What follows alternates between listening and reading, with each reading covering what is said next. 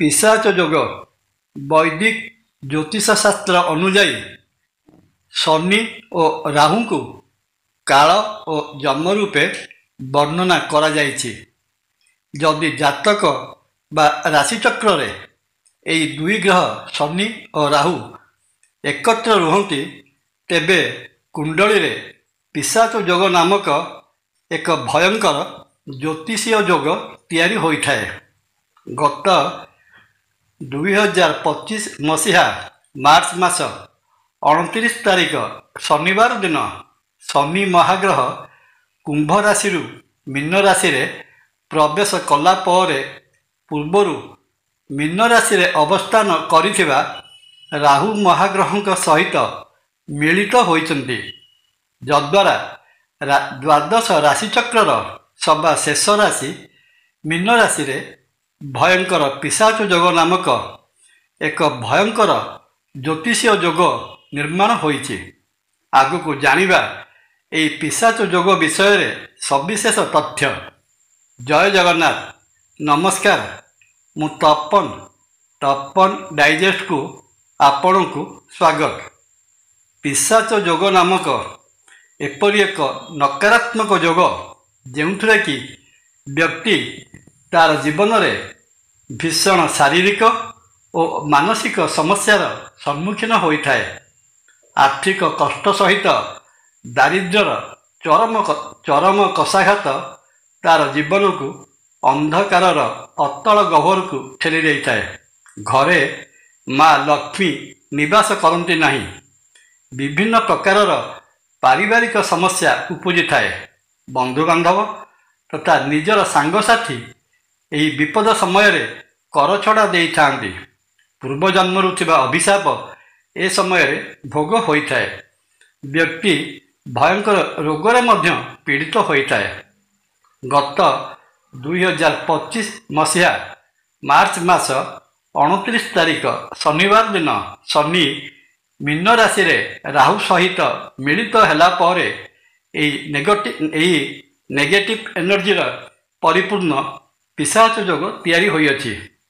भयंकर भयंकर प्रभाव पकाउथिबा शनि और राहु जनित एही पिशाच जोग आसंता 2025 मसीहा मे मास 18 तारिख पर्यंत भोग हेब। या परे राहु महाग्रह विपरीत गति रे कुंभ राशि रे प्रवेश कले एही पिशाच जोगर परिसमाप्ति घटिब।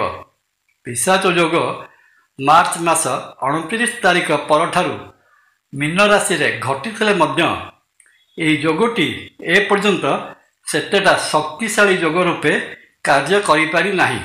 कारण धर्मदेवता सूर्य एही समय रे मीन राशि अवस्थान करुछंती।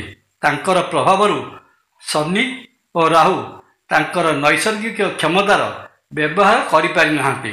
किंतु 2025 मसीहा एप्रिल मास 14 तारिख सोमवार परे सूर्य मीन राशि मेष राशि रे प्रवेश कले शनि और राहु मीन राशि रे निरंकुश भाव राजत्व करिवे।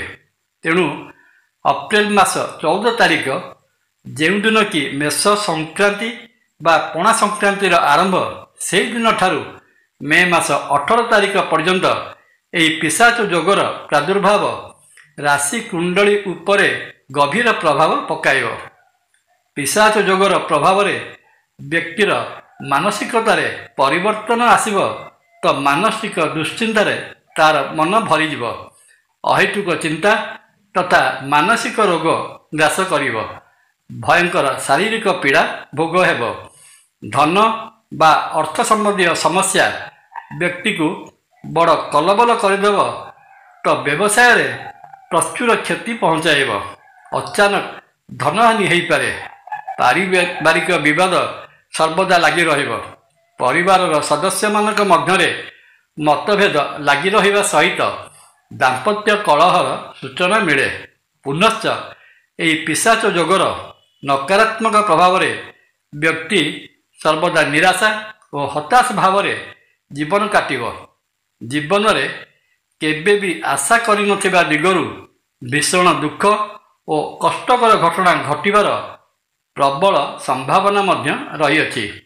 ଶନି ଓ ରାହୁ ଜନିତ ପିଶାଚ ଯୋଗର କଷ୍ଟରୁ ରକ୍ଷା ପାଇବା ପାଇଁ ବ୍ୟକ୍ତିକୁ କେତେଗୁଡ଼ିଏ ଜ୍ୟୋତିଷୀୟ ପରାମର୍ଶ ପ୍ରଦାନ କରାଯାଇଥାଏ। ଯଥା ଶନି ଓ ରାହୁଙ୍କର ପ୍ରଭାବ ହ୍ରାସ ପାଇଁ ଉଭୟଙ୍କର ବୀଜମନ୍ତ୍ର ଜପ କରିବା, ଉଭୟ ଗ୍ରହ ସହିତ ଜଡ଼ିତ ଦ୍ରବ୍ୟ ଦାନ ଆକାରରେ ପ୍ରଦାନ କରିବା ଯଥା କଳା ଉଦଡ଼, ସୋରିଷ ତେଲ ଏବଂ କଳା ବସ୍ତ୍ର ପ୍ରଭୃତି। ଏହା ସହିତ ମାତା ପିତା ଓ ଗୁରୁଜନମାନଙ୍କର ସମ୍ମାନ କରିବା, ସେମାନଙ୍କର ସେବା ଶୁଶ୍ରୂଷା କରିବା, ଅଭାବୀ ଲୋକ ଓ ବ୍ରାହ୍ମଣଙ୍କୁ ଅନ୍ନବସ୍ତ୍ର ପ୍ରଦାନ କରିବା, ଶନିଙ୍କର ଇଷ୍ଟ ଦେବୀ ମା ଦକ୍ଷିଣକାଳୀ ଓ ରାହୁଙ୍କର ଇଷ୍ଟ ଦେବୀ ମା ଦୁର୍ଗାଙ୍କର ଶରଣାପନ୍ନ ହେଲେ ଶନି ଓ ରାହୁ ଜନିତ ପୀଡ଼ା ବହୁ ପରିମାଣରେ କମି ଯାଇଥାଏ।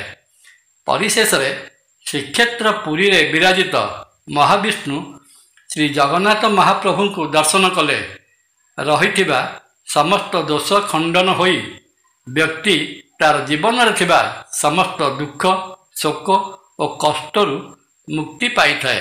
ଜୟ ଜଗନ୍ନାଥ। ଭିଡ଼ିଓ ଭଲ ଲାଗିଲେ ଲାଇକ୍, କମେଣ୍ଟ, ସବସ୍କ୍ରାଇବ୍ ଓ ସେୟାର କରିବାକୁ ଅନୁରୋଧ। ନମସ୍କାର। ତପନ।